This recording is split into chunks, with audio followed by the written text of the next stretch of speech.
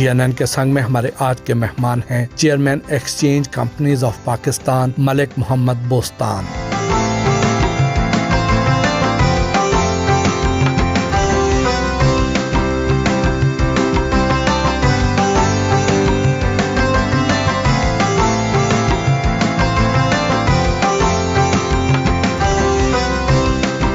उनसे मुलाकात के लिए थोआ बादर में वाक़े मुहम्मदी हाउस पहुंचे तो उन्होंने हमारा पुरतपाक इस्तकबाल किया।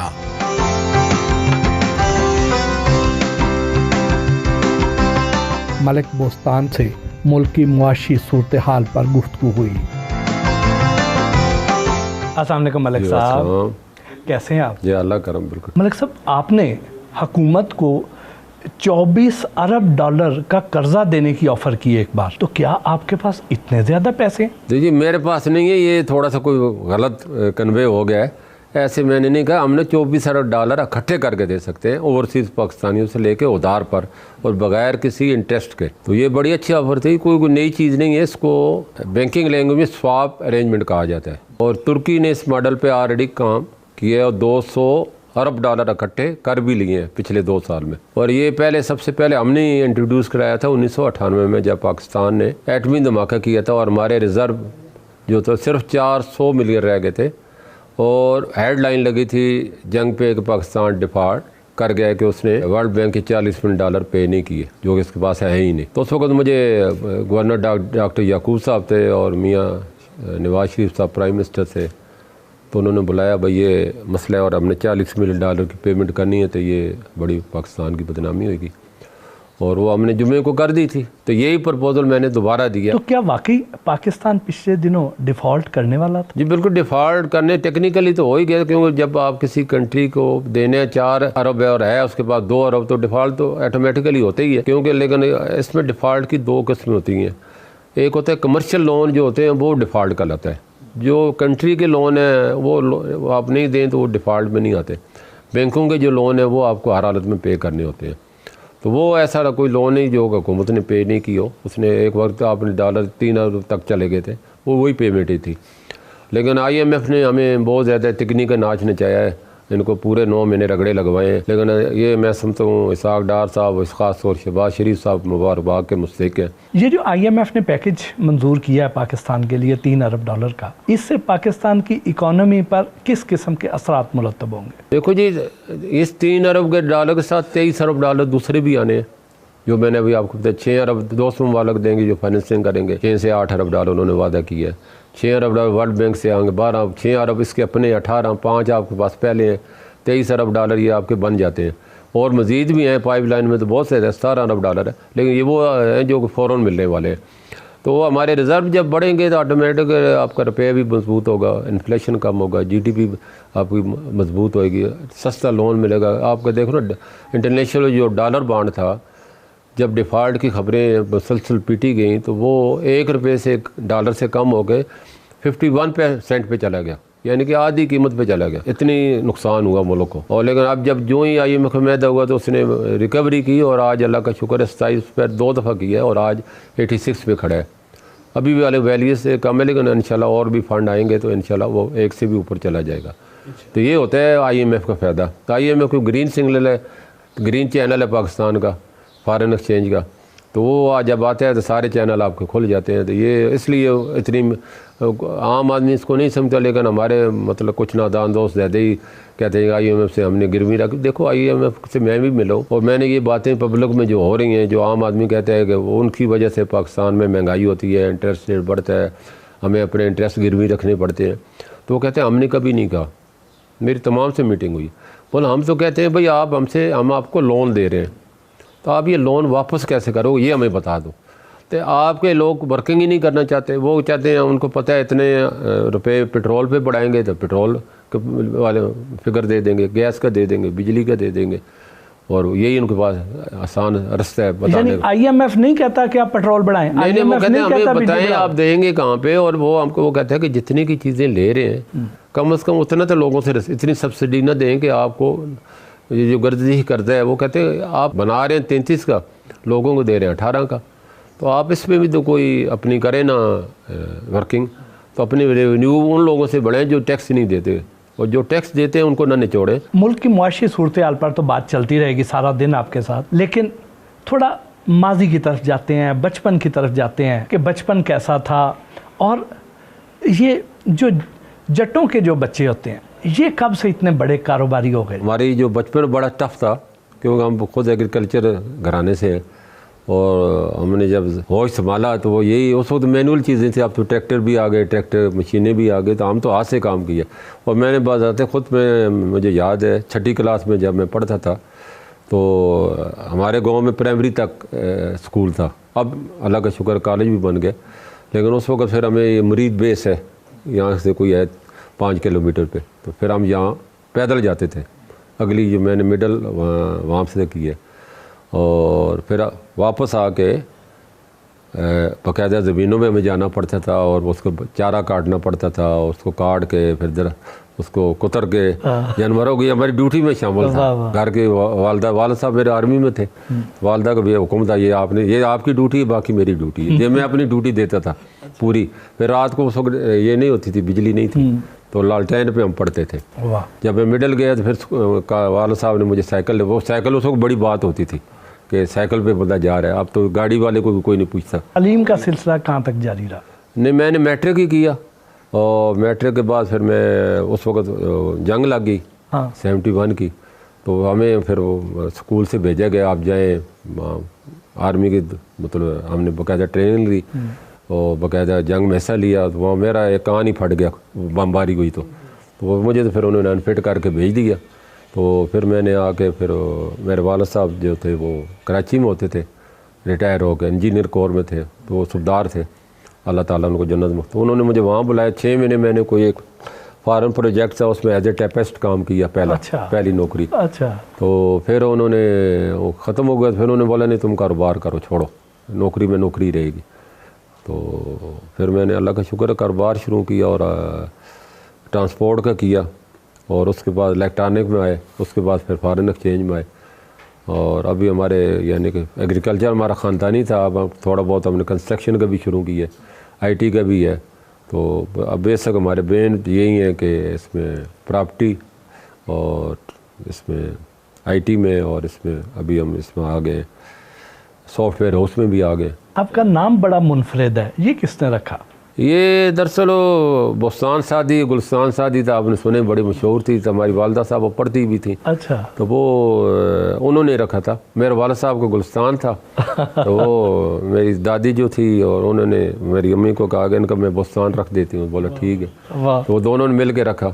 बचपन में शरारती थे या खामोश तबा? नहीं, मैं शुरू से कोई ज़्यादा शरारतें नहीं करते थे, क्योंकि रिस्पॉन्सिबिलिटी इतनी ज़्यादा थी कि हमें टाइम ही शरारतों का नहीं मिलता था। सुबह फजर के उठ के नमाज, हमारी वालदा साहब ने बचपन से अभी तक ये आदत है, नमाज तो लाजमी आपने पढ़नी है, चाहे कोई माफ़ी नहीं है। फिर वो सुबह सुबह, क्योंकि हमने दूसरे स्कूल जाना होता था, वो साइकिल पे जाना होता था, फिर वो तो हमने वो एक मिनटा, फिर रात तक काम होता था, तो कहाँ शरारतों का तो कायम ही नहीं मिला। तो बहरहाल जो क्लास फेलो थे उनसे थोड़ी बहुत हमकारी लेते थे, जो आपस में जब मिलते थे। तो बहन भाई कितने हैं? मेरे माशाल्लाह 4 भाई हैं, मेरे समेत 3, और इस तरह 4 बहनें। बचपन का कोई वाकया जो आज भी याद हो? हाँ, बचपन के बहुत से वाकयात हैं, लेकिन एक जो वाकया है जो कहते हैं ना, एक नक्श बन के रह जाता है और आदमी से मिटता नहीं है। तो हम लोग इधर होते थे तो उसको ये जिन्नात के बड़े किस्से होते थे कि फलानी जगह पे जिन आ गया, फलानी जगह ये हो गया। तो वो लोग जो है ना, वो खरबूजे, वो लोगों के खरबूजे, तरबूज, ये जो बड़ी कीमती चीज़ होती थी उनके लिए। तो वो हर आदमी अपनी, जब उसकी तैयार होती थी फसल, तो वो उसको यानी कि उसका रखवाली करता था, रखवाली करते, ख्याल रखता था। तो वो एक दफ़ा हमारे भी हो गए थे। मुझे वालदा ने कहा भाई इधर रात को आके लूट लेते हैं, तो आपने ना ख्याल करने। फिर बहन बोली ये बड़ा मुश्किल काम है, बड़ा चलो जाते हैं। फिर बोला तो कुर्सी पड़ के सो जाना। तो हमारे दोस्तों ने उन्होंने कोई एक प्लान बनाया जानबूझ के। अच्छा।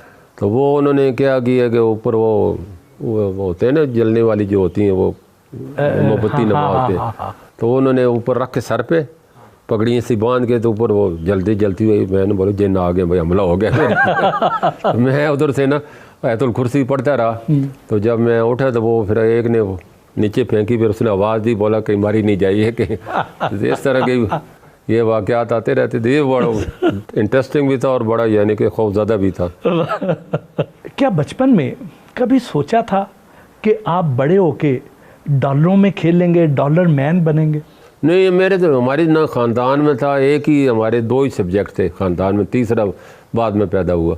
पहला ज़्यादा आपने पढ़ के तो फ़ौज में जाने, और दूसरे ज़्यादा आपने जो है अपनी खेती बाड़ी करनी है, और तीसरे ये कि बाहर चले जाना है। फिर बाहर के भी 72 में आ गया था आस्ता आस्ता, तो इधर उधर कोई ध्यान ही नहीं था। तो ये तो मेरे वालिद साहब उधर गए कराची में, तो उन्होंने मुझे कहा तुम बिज़नेस करो। तो ये हम ड्यूटी फ्री शॉप में बेसिकली वो मैं वहाँ से परचेज़र थे। तो वो उस वक़्त हम कोई तकरीबन उस वक़्त $1,00,000 की इक्वलेंट हम परचेज़ करते थे। तो इस तरह मियाँ साहब को निवाज अल्लाह उनको खुश रखे, अल्लाह उन्होंने बड़ी ये बोलो कि फ्री इकानमी का उन्होंने नारा लगाया, पाकिस्तान की क्या ने गेम चेंज कर दी। तो वो उन्होंने मनी चेंजर के लाइसेंस इंट्रोड्यूस कराया पहली दफ़ा पाकिस्तान में, क्योंकि उनको किसी ने बताया कि पाकिस्तानी इस वक्त भुट्टो साहब ने जो बगैर मैं आप दुनिया को बताता चलूँ, और ख़ास तौर कौम को 2 जो कारनामे, एक नवाज शरीफ साहब का और एक जुल्फ़िकार अली भुट्टो साहब का, यानी कि कौम के ऊपर बड़ा एहसान है। पहले भुट्टो साहब का ये एहसान है कि भुट्टो साहब से पहले पासपोर्ट ही नहीं बनता था, सारे ऑन अराइवल वीज़े थे पाकिस्तान के लिए, पूरा यूरोप के दरवाजे खुले पड़े थे, लेकिन हमारे MNA हमारे लोग उनको बनाने नहीं देते अमीर ना हो जाए, तो वो पासपोर्ट ही नहीं बने। पासपोर्ट होता तो वो बेचारे जाते MNA के बगैर। भुट्टो साहब को पता चला, उन्होंने शनाख्ती कार्ड इंट्रोड्यूस कराया पाकिस्तान में पहली दफ़ा। पासपोर्ट हर बंदे को मिला। ये जो 50 लाख पाकिस्तानी जो गए मिडल ईस्ट में, उनकी वजह से गए। फिर नवाज शरीफ साहब आए, उन्होंने फ़ॉरेन एक्सचेंज को फ्री कर दिया। क्यों? उससे पहले उनको जब बताया गया कि ये ओवरसीज़ पाकिस्तानी ज़ाहिर वहाँ डॉलर ही कमा के लाएंगे, तो वहाँ कानून देखो कमकली, डॉलर रखना जुर्म था। वो पुलिस पकड़ लेती थी, तुमने डॉलर कोई कहा, भाई मैं बाहर से कमा, नहीं ये तो जुर्म है। वो बेचारा उनको दे के जान छुड़ाता था। मियाँ साहब को ये पता चला, उन्होंने बोला कि कोई डॉलर रखना लेना देना कोई जुर्म नहीं है, हर आदमी रख सकता है, ले जा सकता है, ला सकता है, टोटली फ्री कर दिया। उसका नतीजा क्या निकला? 11 अरब डॉलर पाकिस्तानियों के यहाँ आ गए पाकिस्तान में। और बड़ी इन्वेस्टमेंट हुई 93 के बाद बेहिसाब। और क्यों मेरा तो नहीं था, ये आपने जब सवाल किया तो ये इससे सारे रिलेटेड था। तो हम ड्यूटी फ्री शॉप में काम करते थे, एयरपोर्ट पे टेंडर आ गया कि वहाँ बूथ जो है वो अप्लाई करें। तो मैंने यार हमारा भी काम है, चलो डालो तो हमें ज़रूर, चलो वहाँ से डॉलर आ जाएंगे, हम यहाँ से परचेज़ कर लेंगे, मतलब ये ख्याल था इतना सारा। खैर हमने बनाया, मियाँ साहब ने ओपनिंग की उसकी। मियाँ साहब ने जी जी बिल्कुल, जिना टर्मिनल की, और साथ हमारे भी उन्होंने ओपनिंग की। आज जब अपने बच्चों की शादियाँ करते हैं तो उनके सिरे पे जो नोट होते हैं हार पे, वो पाकिस्तानी रुपए होते हैं या डॉलर होते हैं? जी हमने तो आज तक बच्चों को हाथ डाले ही नहीं है। अच्छा। हम बड़ी सादगी से शादी करते हैं। मुंह दिखाई में डॉलरों की कापियाँ दे दे? कभी नहीं दिया हमने। ये गया हम अपने पाकिस्तानी जो पैसे हैं वो भी लिफाफे में देते हैं, दिखावे के लिए नहीं देते। लोग हमारे करते हैं, वो अल्लाह ने हमें दिए, सबको पता है। मैं अगर ये देखो ना, ये मैं सादा सा आदमी हूँ, कई आदमी मेरे से मिलते हैं तो कहते हैं बड़ा पता नहीं मुल्क पाकिस्तान क्या चीज़ होएगी, तो मैं तो वही शलवार, आज तो मैंने वस्कट भी पहन लिया, ये भी मैं कम पहनता हूँ। तो बड़ा आम सी ज़िंदगी है, हमने इस मिट्टी से पैदा हुए, इसी मिट्टी में जाने, हमने क्या कर दिखानी है।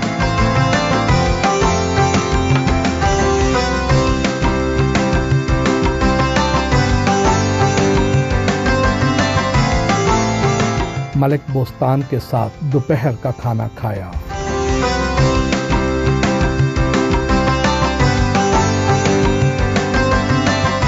गुफ्तगू का सिलसिला जारी रहा।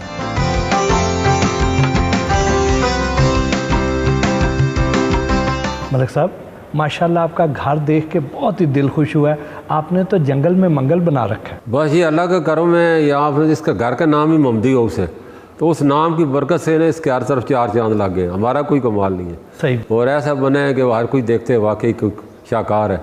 तो बस हमने से उस नाम के सदक़े है, उनका करम है, बाकी हमारी कोई औकात नहीं। इसमें तो कोई शक है ही। मलिक साहब ये बताएं कि ये जो एक्सचेंज मार्केट है, क्या इसमें भी स्टॉक एक्सचेंज की तरह पैसा इन्वेस्ट किया जा सकता है? वो इसमें ये होता है कि आप अपना फॉरेन एक्सचेंज खरीद, उसमें शेयर खरीदते हैं, इसमें आप फिज़िकली नोट खरीदते हैं, फ़र्क इतना ही है। तो वो बाइंग सेलिंग एक्सचेंज करते हैं तो आपको फ़ायदा भी होता है, नुकसान भी होता है। स्टॉक में भी यही होता है, आप स्टॉक खरीदते हैं, कभी रेट बढ़ जाता है, कभी कम हो जाता है। इसमें भी सेम चीज़ सेम ही है, लेकिन उसमें क्योंकि पेपर होता है, इसमें फ़िज़िकली आपको सरमाया के बदले सरमाया देना पड़ता है। यानी एक आम आदमी अगर कोई इन्वेस्टमेंट करना चाहता है तो आप कहते हैं कि वो फॉरेन एक्सचेंज लेके, फॉरेन करेंसी लेके तो वो अपने पास रख सकता है, बिल्कुल इजाज़त है उसको। जो लोग कम वक्त में और थोड़ी मेहनत से ज़्यादा पैसा कमाना चाहते हैं, क्या वो इस बिज़नेस की तरफ आ जाए? देखो जी, इसमें मेहनत बहुत है। सबसे रिस्की जो इस वक्त बिज़नेस है वो फॉरेन करेंसी का। इसमें 3 तरह के रिस्क हैं, ख़तरात हैं। पहला तो सबसे बड़ा तो डाकुओं से ख़तरा रहता है हर वक्त। वो किसी वक्त आप देखते हैं लुटते रहते हैं, बड़ी बड़ी डकैतियाँ हुई हैं 13-13 करोड़ की, 8-8 करोड़ की, 5-5 करोड़ की। और उसकी वजह ये थी कि हमारा हार्ड कैश होता है, हमारी मजबूरी है, उसको हमने लेके जब ट्रांसफ़र करना है तो वो फिज़िकली जाना पड़ता है, उसको कोई रास्ता नहीं है दूसरा, तो वो लुट जाते हैं। और ये तो इस तरह काउंटरों पे भी आ जाते हैं। और दूसरा ये है कि अगर आपने फैसले की क़ुव्वत नहीं है, थोड़ा सा आपने डिले कर दिया, ख़रीद और फ़रोख्त नहीं किया तो वो पिघल जाएगा बर्फ़ की तरह, सरमाया आपके सामने। और तीसरा रिस्क ये होता है कि आपको एम्प्लॉई है, चीटिंग बहुत है इसमें। वो आपके बात का कहीं एक्सचेंज हो सकता है, उनको जो बैंक में जाके डिपॉज़िट करो वो लेके भाग जाते हैं, सिक्योरिटी कंपनी के हवाले करते हैं तो वो लेके भाग जाते हैं। तो ये बड़ी यानी डिफ़िकल्ट और हर वक्त टेंशन रहती है। आपके ख्याल में इसहाक डार और मिफ्ता इस्माइल में से किसकी पॉलिसी ज़्यादा बेहतर थी? देखो, ये सियासी सवाल है। पॉलिसियाँ अपना अपना माइंड होता है कि बाद वो एक की पॉलिसी उसके हिसाब से सही होती है। इसहाक डार साहब की पॉलिसी इस वजह से हम सही कहते हैं कि मुल्क को फ़ायदा होता है, नुकसान नहीं होता। क्योंकि हम बाकी कहते हैं कि डॉलर को फ्री छोड़ दो, तो फ्री छोड़ने का मतलब है घोड़े को बेलगाम करना। बाकी भी जितने मिनिस्टर रहे हैं हमारे मेरे तक में, तमाम जितने भी हफीज़ पाशा साहब है, असद उमर साहब है, हफीज़ शेख साहब थे, शौकत तरीन साहब थे, मिफ्ता साहब थे, सबसे मीटिंगें होती रही हैं। तो सारे अपने लिहाज से था, कोई भी काम नहीं था। आप जो अभी बता रहे थे कि लोगों ने बहुत से डॉलर्स घरों में रखे हुए हैं या बैंकों के लॉकर्स में रखे हुए हैं, तो क्या कोई ऐसी स्टडी है, कोई अंदाज़ा है कि कितने डॉलर्स लोगों ने लॉकर्स में संभाल रखे हैं? देखो, पाकिस्तान में फॉरेन एक्सचेंज की बिल्कुल कमी नहीं है। मैं आपको दूँ, वहाँ रिकॉर्ड बातें हैं, ऑफ रिकॉर्ड तो कोई भी नहीं बता सकता ना। पिछले 30 साल में 180 अरब डॉलर पाकिस्तानी बैंकों से गैर मुल्की बैंकों में ट्रांसफर हुआ ऑन रिकॉर्ड। 180 अरब डॉलर, जबकि हमारे कर्जे 130 अरब डॉलर है। यानी फॉरेन एक्सचेंज की तो कोई कमी नहीं है। आपके ख्याल में वो कौन सी गलती थी जिसकी वजह से पाकिस्तान में डॉलर का रेट बढ़ना शुरू हुआ? देखो, वो गलती वही थी जो मैंने अभी बता दी है, जो डार साहब भी कहते हैं कि हम शायद इसको आज़ाद कर देंगे फ्री, जैसे IMF बार बार कहता है, तो ये हमारी एक्सपोर्ट बढ़ जाएगी और डॉलर आने शुरू हो जाएंगे। तो वो हुआ नहीं, उल्टा हो गया। एक्सपोर्ट क्यों बढ़ती भाई? जब आप इंपोर्ट करके एक्सपोर्ट करने हैं तो आपको तो डॉलर को किसी न किसी हद में रखने। किस दौरे हुकूमत में डॉलर सबसे ज़्यादा बढ़ा? स्टार्ट तो हुआ था पीपल पार्टी के दौर में, 60 से सीधा 125 पे गया, तो वो यानी कि 100% बढ़ गया। तो वो उन्होंने भी यही, उस वक्त शौकत तरीन साहब थे, तो उन्होंने इसको जो कैप लगा, उसको कैप कहते हैं, डार साहब कैप लगाया, फिर शौकत अजीज़ साहब ने भी कैप लगा के रखा हुआ, और सब ने कहा, उन्होंने नहीं हटाया। कैप का मतलब होता है कि $1 की हद मुकर्रर कर दें, इससे ऊपर आप नहीं जाएंगे। तो कैप हटाया तो जिन का बोतल जो निकला, तो जिन ने जो है सब छप्पड़ फाड़ दिया, पाकिस्तान का बेड़ा गर्क कर दिया। PTI दौर की मुआशी पॉलिसीज़ कैसी थी? देखो, मैं इसमें इमरान खान साहब से बड़ी उम्मीदें थी, पूरी क्या दुनिया को, क्या पाकिस्तान को तो बहुत ज़्यादा थी, क्योंकि उन्होंने उनके इर्द गिर्द जितने भी उनको बावर यही कराया था कि हमारे पास बड़ा सरमाया है, हम लेके आएंगे। जो उन्होंने कहा हुकूमत बनी $200 अरब का, तो सब ने सुना था। हाँ। IMF के मुंह पे मारेंगे। तो ये ऐसा नारा था कि हर आदमी खुश था कि चलो ये वायद लीडर है जो कि $200 अरब का नाम तो ले रहा है। तो वो अगर वादा वफा करते तो बात हो जाती, लेकिन बैड लक उनके साथ। मलिक बोस्तान के भाई, बेटे और दोस्तों के साथ भी गपशप हुई। जनरल साहब, मलिक बोस्तान साहब के बारे में बताएं, कैसे दोस्त हैं, कैसे इंसान हैं? देखें भट्टी साहब, मेरा जो एक मादूद सा हल्का-ए अहबाब है ना, मेरी ये खुशकिस्मती है कि उसमें बहुत इम्पॉर्टेंट एडिशन जो है मलिक बोस्तान साहब की है। ये हमारे इलाके की, चूँकि मेरा ताल्लुक भी चकवाल से है, ये हमारे इलाके का ही फ़ख्र नहीं है, ये हमारी कौम का फ़ख्र है। ऐसे सपूत जो मुश्किल वक़्त में कौमी सोच रखते हैं और कौम की मदद करें, तो मेरे ख़्याल में इससे बड़ी नेमत अल्लाह की नहीं हो सकती। मलिक साहब उसी कॉलेज में पढ़े हैं जिसमें मैं पढ़ के गया हूँ, चकवाल के कॉलेज में। सो हमारी बुनियादी तालीम वही है जो इधर से है। और मलिक साहब का जो दयानतदारी, फ़र्ज़ शनासी, अपने काम को करना, ऑनेस्टी, ये तो एक बुनियादी चीज़ें हैं कि इंसान दयानतदार हो और स्ट्रेट हो। लेकिन उससे भी ज़्यादा इम्पॉर्टेंट जो चीज़ है वो ये है कि बंदा विजनरी हो, आपको पता हो कि हो क्या रहा है, आगे क्या होना है। और इनकी जो खिदमात है ना, ऑनेस्ट टू गॉड, ये लाजवाल है। उसकी वजह यह है कि जब ये हमने न्यूक्लियर एक्सप्लोजन किया 98, तो पाकिस्तान वाज इन ट्रबल और हमें फॉरेन एक्सचेंज की शार्टेज का बड़ा स्ट्रिक्ट, वो बहुत सीरियस इशू हो गया था। इन्होंने कहा $6 बिलियन मैं इंशाल्लाह आपको करके दूंगा, देयर इज़ नो प्रॉब्लम कि आप करें। अभी भी देखिए हम मुश्किल हालात से इकानमी को गुजरे हैं, लेकिन इनकी गुफ्तगू कभी भी मायूस कुन नहीं हुई। ये अंदर से समझते हैं कहाँ कहाँ मसला है, लेकिन इनके जहन में होता है कौम का मोराल भी नीचे ना जाए, स्पेकुलेटिव बहुत से नुकसानात हो सकते हैं वो भी ना किए जाएं, और ये हमेशा रे ऑफ होप देते हैं। तो ये क्वालिटीज़ एक आम बिजनेसमैन की या एक आम पॉलिटिशियन की नहीं होती, ये क्वालिटी स्टेट्समैनों की होती है, लीडर्स की होती है। मलिक साहब आपके बड़े भाई हैं जी, घर में इनका रवैया कैसा होता है? क्या बड़े सख्त मिजाज आदमी है, बड़ा रोब दबदबा होता है एक बड़े भाई की तरह इनका? नहीं, इनका रवैया कोई सख्त नहीं होता, बड़े यानी माँ बाप की तरह होता है। बाकी को भी इन्होंने सख्त रवैया इस्तेमाल नहीं किया, क्योंकि इनके अंदर वो चीज़ ही नहीं है सख्त रवैये वाली। और कभी कोई मतलब इनको खलल पैदा हो रहा हो तो फिर थोड़ा सा इनको होता है भाई एक साइड पे हो जाओ। तो बाकी ये हमारे माँ बाप की तरह, तो इनका हमें बहुत आसरा है और बहुत प्यार करते हैं पूरी फैमिली के साथ। कोई भी बंदा है किसी को कभी इन्होंने खाली हाथ नहीं जाने दी। आपका फैमिली बिजनेस है, उस दौरान कहीं कोई इख्तलाफात हो जाते होंगे और कोई पॉलिसी पे इख्तलाफ हो जाता है, तो उसमें मलिक साहब फिर डांट टपट करते हैं? नहीं, कभी ऐसा नहीं हुआ। मैं इनके साथ 8 साल काम करता रहा हूँ, तो कभी इन्होंने कोई ऐसा कदम नहीं उठाया। तो कभी कुछ ज़्यादा 1% भी जब कहें तो हमें बताएं, फिर हम इनको आप मलिक साहब के वो भाई हैं जिन्होंने PR का डिपार्टमेंट संभाला हुआ है, आप सबसे दोस्ती बना के रखते हैं, सबसे कनेक्शन ज़्यादा बनाते हैं, आप उसी तरह के खुश मिजाज खुश शक्ल इंसान हैं। तो ये बताएं मलिक साहब जो हैं, इनसे आपको किस किस्म की रहनुमाई मिलती है? बड़े मलिक साहब की जो बात है, ये हमारे फैमिली के रहनुमा हैं, एक रोशन लाइट है हमारे लिए।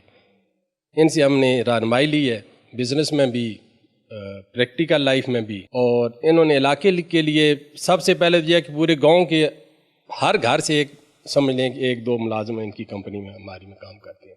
वो इसलिए कि हमें पहले प्रायोरिटी देनी चाहिए अपनों को, तो वो ये नहीं का फार्मूला है। तो हम भी माशाल्लाह अभी इनके नक्शे कदम पे चल रहे हैं और कोशिश होती है कि हम अपने इलाके को, अपने लोगों को प्रमोट करें। तो रही बात इनकी पूरे मुल्क के लिए, तो मेरे ख्याल में जितना हुब्बुल वतनी का जज्बा मैंने इनसे सीखा है या इनमें देखा है, वो मैंने कहीं नहीं देखा। सबसे पहले तो उन्होंने अपनी कंपनी का नाम जो रखा पाकिस्तान करेंसी एक्सचेंज। तो बाकी रही बात, अपने कहा भाई से क्वेश्चन किया कि कोई इख्तलाफ, तो इनका इख्तलाफ एक बात पे होता है हमारे साथ कि हुंडी हवाले का नाम लेना भी हमारी फैमिली में गुनाह समझा जाता है। इस हद तक ये हमें स्ट्रिक्ट है इस मामले में।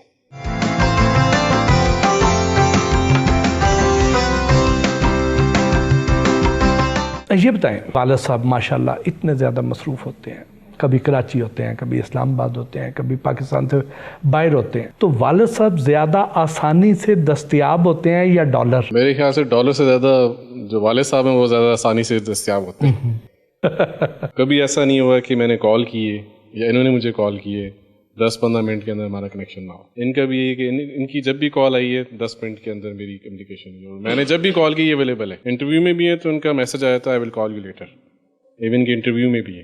तो ऐसा कभी भी नहीं हुआ। बतौर बाप उन्हें आपसे कोई शिकायत भी होती होंगी? जाहिर सी बात है, जब सीख रहे होते हैं आप, प्रैक्टिकल लाइफ में होते हैं, हमारा विजन वैसा तो नहीं जो इनका प्रैक्टिकल लाइफ में विजन है, तो उसमें गाइडेंस भी होती है, डांट भी पड़ती है और डायरेक्शन भी ठीक हो जाती है। फिर कुछ ऐसे बात समझ आती है कि हाँ ये ठीक कह रहे थे, तो उस वक्त इतनी समझ आती है, लेकिन जब टाइम गुजरता है ना फिर समझ आती है कि ये इनकी जो बात है बिल्कुल ठीक है, बहुत पसंद है। किस किस्म की गाइडेंस लेते हैं, किस किस्म की नसीहत करते हैं? देखिए, लोगों के बारे में, कंपनी में एम्प्लॉयज़ के बारे में, हायरिंग में, नया प्रोजेक्ट करना है उसकी विजनरी और उसका आगे का आउटकम, उसका प्रॉफिट, इनको काफ़ी आगे तक का पता होता है। जलील साहब, मलिक साहब से किस किस्म की नसीहत आप लेते हैं?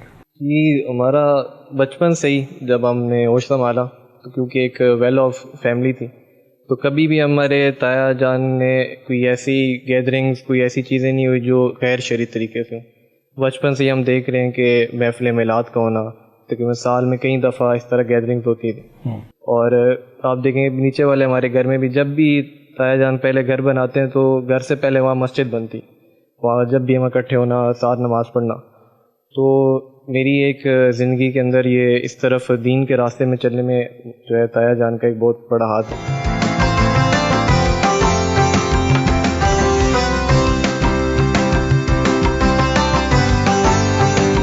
दोहराबी डैम और अंगूर के बागात दिखाने के लिए घर से रवाना हुए।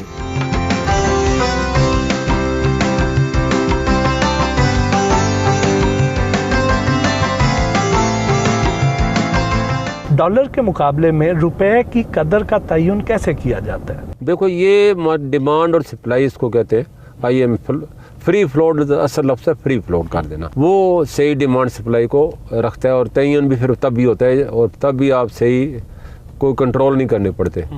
फ्री फ्लोट का मतलब आपने उसके हाल पे छोड़ दिया। हम आधा तितर हैं आधा बटेर, हम पूरे फ्री फ्लोट नहीं है क्योंकि हमारे पास इतने रिजर्व भी हो गए। आज हम करेंगे कल हम डिफॉल्ट कर जाएंगे, तो इसलिए हमें इसको मैनेज करना पड़ता है।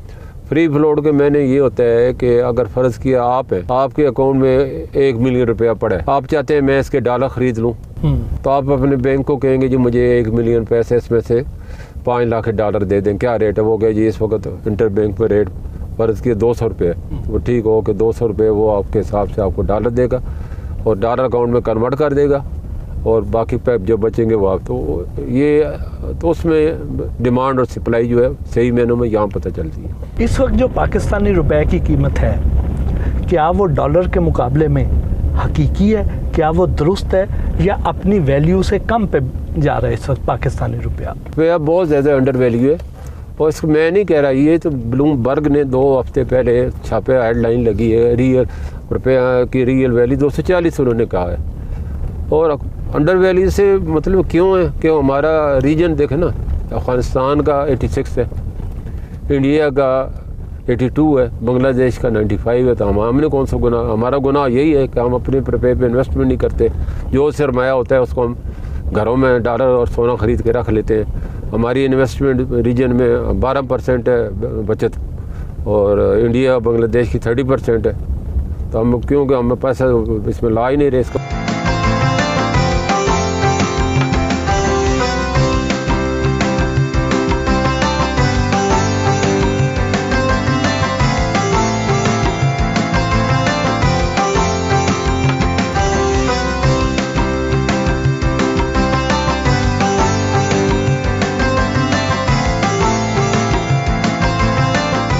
मलिक साहब, माशाल्लाह, ये तो बहुत ही अच्छा बाग है। खजूरें भी हैं, लेमन भी हैं और इधर अंगूर भी।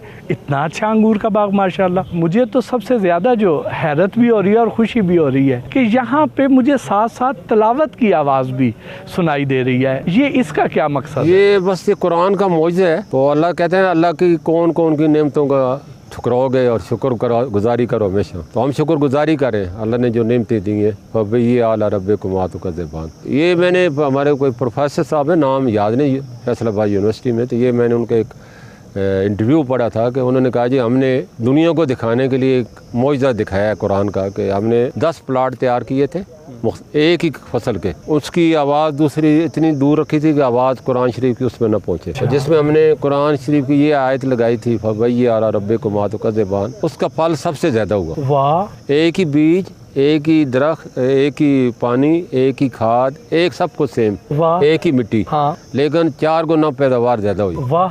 फिर उसके बाद अगला जो उनका प्लाट था उसमें वो उन्होंने नाच गाने लगवाए। हाँ। गानों से उसकी पैदावार उससे कई गुना कम हुई। और एक हमने ऐसे उसमें कुछ भी नहीं लगाया तो उसकी पैदावार नॉर्मल हुई, जो कि बताई जाती है। सुन के ज़ाहिर मौजज़ा है दुनिया को दिखाने के अल्लाह की कुरान पाक का। तो मैंने अपने जितने भी प्रॉपर्टी मैनेजर है मैंने बोला जहाँ भी हमारी बाग है ना और फसलें हैं वहाँ तुम ये स्पीकर लगवा दो और ये तलावत सुबह शाम कराएं। वाह वाह वाह।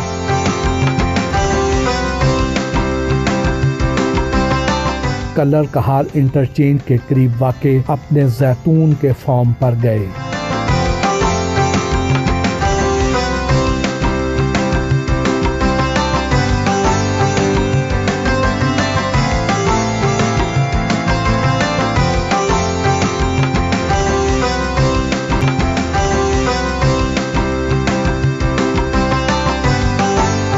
घर के लिए रवाना हुए।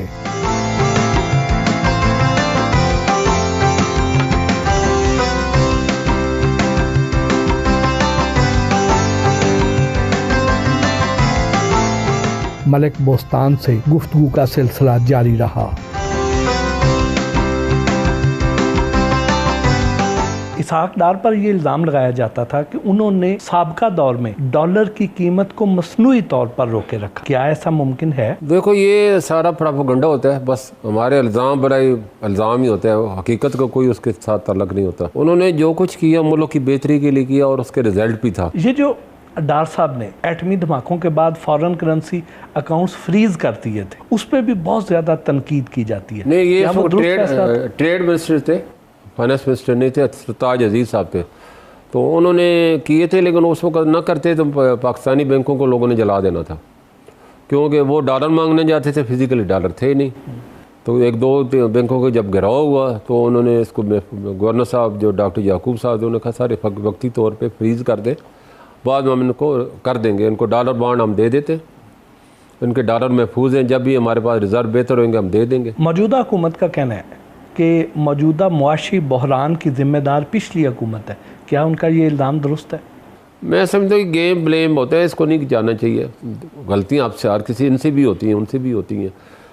जैसे अभी ये आए थे तो क्राइसिस चल रहा था, आपको सामने ही है। डॉलर की स्मगलिंग भी हो रही है, ये अमल किस तरह अंजाम पाता है और इसकी रोकथाम कैसे मुमकिन? देखो बदकिस्मती से हमारे दोनों बॉर्डरों पे एक तरफ अफगानिस्तान है, एक तरफ ईरान है। अब उनके इकनॉमिक सेक्शन है और उनके account bank dollar account operate ही नहीं होते। वो हमारे समझे 2 सूबे हैं, 5 और 6 सूबा, तो वो हमारी ज़रूरत इधर से पूरी करते हैं। हमारे रूल लॉ भी ऐसे हैं।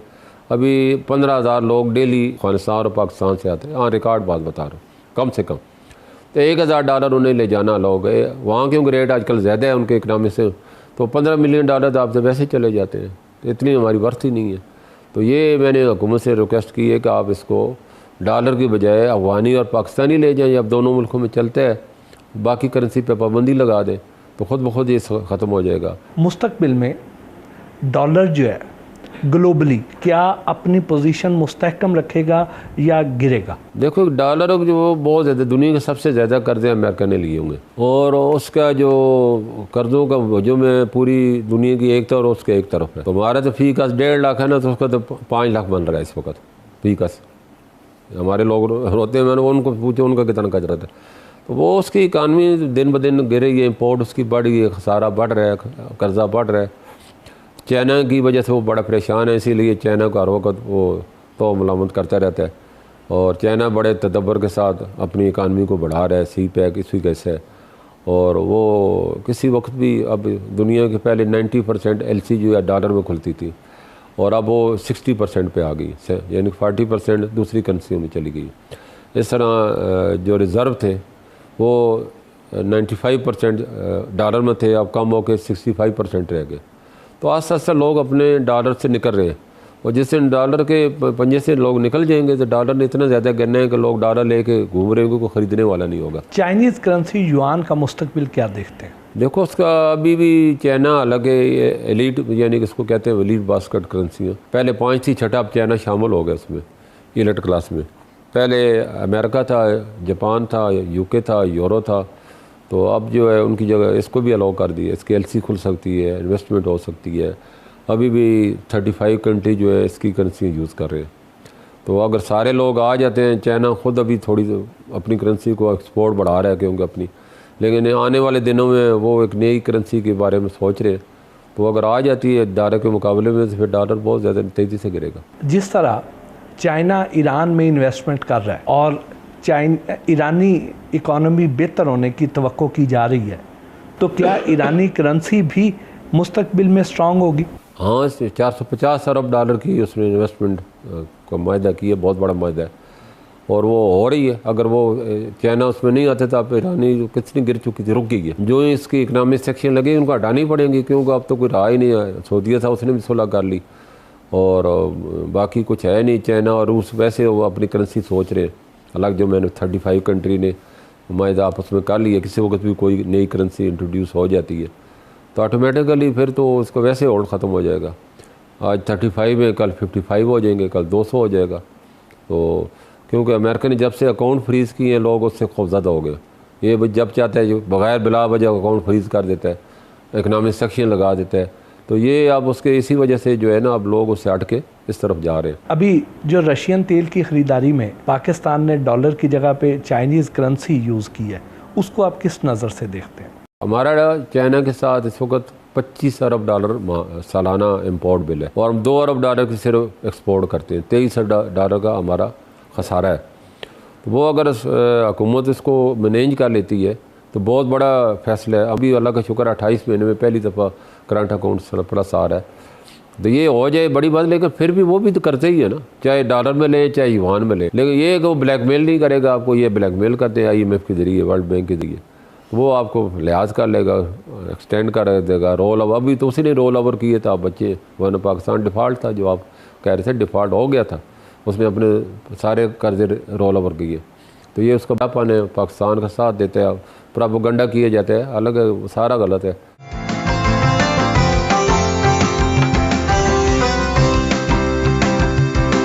मलिक बोस्तान के साथ डिनर किया।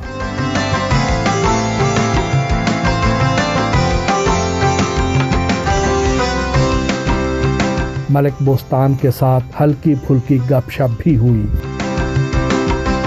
मलिक साहब, ये क्रिप्टो करेंसी क्या चीज़ है? इसमें बहुत दुनिया इन्वेस्ट कर रही है, क्या उसको खरीदना चाहिए? नाम ही क्रिप्टो है, क्रिप्ट से क्रिप्टो बने, तो उसकी आप क्या मिसालें दे रहे हैं? जिसने उससे करप्शन से कुछ भी होना है उसका अंजाम तो बुरा ही होना है। और क्रिप्टो करेंसी कोई भी आना नहीं कर रहा, बस ये अंडरवर्ल्ड की एक ईजाद है और हुंडी वाले के जदीद एक किस्म है, डिजिटल। नहीं सर, अब थोड़े हल्के फुल्के सवाल हो। शादी पसंद से की या घर वालों की मर्जी से? नहीं, घर वालों की मर्जी से की है और वो हमारी अरेंज थी, कज़न थी उधर से। क्या शौक से खाते हैं? वैसे तो मटन मुझे बड़ी पसंदीदा ग़ज़ा है, लेकिन अब मैं खा नहीं सकता, वेजिटेबल और उसके साथ मिक्स करके खाता हूँ। और अब सब्जियाँ, क्योंकि मैं कद्दू तो हर मेरी तकरीबन सुन्नत भी है, तो वो बड़े मैं शौक से खाता हूँ। उसका हलवा भी, उसकी सालन भी। फ्रूट है जिसमें खरबूजे है, तरबूज है, आम है, ये बड़ी पसंदीदा ग़ज़ाएँ मैं खाता हूँ माशाल्लाह। खुद भी कुकिंग करते हैं? हाँ बिल्कुल। हमारे वालिद साहब जब मैं कराची में गया था तो वो सिंगल थे, तो वो उन्होंने बोला भाई ठीक है भाई तुम कुकिंग खुद करो, तो उन्होंने मुझे सिखाई, मैंने की। आपके नज़दीक मोहब्बत क्या है? देखो, मोहब्बत एक बड़ा जज्बा है जिसका नाम अल्लाह ने, देखो, नबी पाक से मोहब्बत की है ना। उनकी मोहब्बत में पूरी ज़मीन आसमान बना दे, हम और आपको बना दिया, तो वो तो एक पाकीज़ा रिश्ता है। पाकिस्तान के अलावा और कौन सा मुल्क पसंद है? देखो, मुझे सबसे ज़्यादा सऊदी पसंद है। वहाँ ही हमारा सब कुछ है, उन्हीं के दम से सारी कायनात है। उनसे बड़ा तो मुल्क हमारे नज़रिए में तो हो ही नहीं सकता। फुर्सत के लम्हात में क्या करते हैं? बस मेरे को फुर्सत मिलती है, लेकिन ज़्यादा मैं रीडिंग करता हूँ, क्योंकि ये मेरी आदत है। सुबह उठ के नमाज़ पढ़ने के बाद वॉक करता हूँ। वॉक के बाद जो है मैंने अखबार को रात भी चाटना है, चाहे आधा घंटा लगे, 1 घंटा लगे। मेरे जो पसंद की चीज़ें वो मैंने पढ़नी है। कोई ख्वाहिश जो पूरी ना हुई हो? वो मेरा अपना एक शेर है, जब से पहना है मैंने तोके नबी, जब से पहना है मैंने तोके नबी, जो भी चाहा वो पूरा हुआ है सभी। फैसले करते वक्त दिल की सुनते हैं या दिमाग की? देखो, दिल की सुनेंगे तो फिर तो मारे जाएंगे। दिमाग अल्लाह ने इसलिए दिया है, ऊपर भी बनाया इसलिए कि हेड है आपका, कंट्रोल भी यही करता है। आपकी एक अच्छी और एक बुरी आदत? अच्छी आदत ये है कि हमें जो कोई भी कहते हैं ना, हम उसको वक्ती तौर पे मान लेते हैं ये सच ही कह रहा होगा। हालांकि कई दफ़ा वो हो भी जाते हैं, लोग कहते हैं ऐसा क्यों किया, ये हो जाएगा, वो हो जाएगा। यार हो सकता है ये मेरे पास अल्लाह ने भेजा है तो कोई ना कोई वजह तो होएगी। बुरी आदत ये मतलब ये नेचुरल हर बंदे में होता है। अपनी जो है कहता है कि मेरी बात जो सही है मैं कह रहा हूँ यकीन क्यों नहीं कर रहा, तो अब उसका अपना नज़रिया है, मेरा अपना नज़रिया है। जैसे मैंने अभी कहा तो कहीं मेरे भाई इसके मुखालफ भी करेंगे तो मैं उसको जिसने चाहूँ भी समझा नहीं सकता, तो उसने समझना है जिसको हुक्म है। तो ये ऐसे होता रहता है, बात को यही चीज़ें आप कहते हैं आपके नज़रिए से वो सही होती है, अगला कहता है नहीं गलत है। इन शख्सियात के लिए एक एक जुमला। आसिफ अली जरदारी। देखो वो कंप्रोमाइज़ करना जानते हैं। नवाज शरीफ। वो ये चाहते हैं कि पाकिस्तान में जिस तरह यूरोप में जाते हैं या बाहर जाते हैं तो मैं पाकिस्तान को ऐसे ही बनाऊं, लेकिन वो वही बात है कंप्रोमाइज़ तो करना पड़ता है ना। चेयरमैन तहरीक इंसाफ। बड़ा एक अल्लाह ने अरूज बख्शा है उनको, और वो बस वही बिल्कुल ज़िद पे आ गए। नवाज शरीफ साहब ने सब ने कहा कि मुज़ाकरात करें, बात वही आती है। कंप्रोमाइज़ के बगैर आप सियासतदान नहीं कहला सकते। फिर सियासत नहीं करें जनरल बन जाए तो फिर आपके नीचे ओबे करेंगे, जनरल तो यही होता है ना। शहबाज शरीफ। देखो शहबाज शरीफ का तो बिल्कुल सच कर दिखाया उन्होंने, जो इम्पॉसिबल था। इसाक डार। देखो इसाक डार साहब बड़े आशिक रसूल हैं। मिफ्ता इस्माइल। बड़ा नॉलेज है उनको, वो इस चीज़ के खिलाफ है कि रुपये को फ्री छोड़ा जाए। असद उमर। उनको बताया यही गया था कि इमरान खान साहब भी या पीटीआई को कि बाहर से बड़ा ओवरसीज पैसा भेजेंगे, लेकिन वो हुआ नहीं। वो अगर वो हो जाता है तो उनके हो सकता है मंसूबे कामयाब हो जाते, वो तो बेचारे रहे ही थोड़े दिन। शब्बर ज़ैदी। हम तो कहते हैं वो इस चीज़ में कौम को डिसार्ड नहीं करे। हफीज़ शेख। उनका अपने नज़रिया था, वो इस चीज़ के एग्री थे कि मार्केट को आप कंट्रोल नहीं करें, बस उसके हाल पे छोड़ दें। सर बहुत बहुत शुक्रिया, आपके साथ सारा दिन गुजारा, बहुत अच्छा लगा, बहुत अच्छी यादें लेके जा रहे हैं।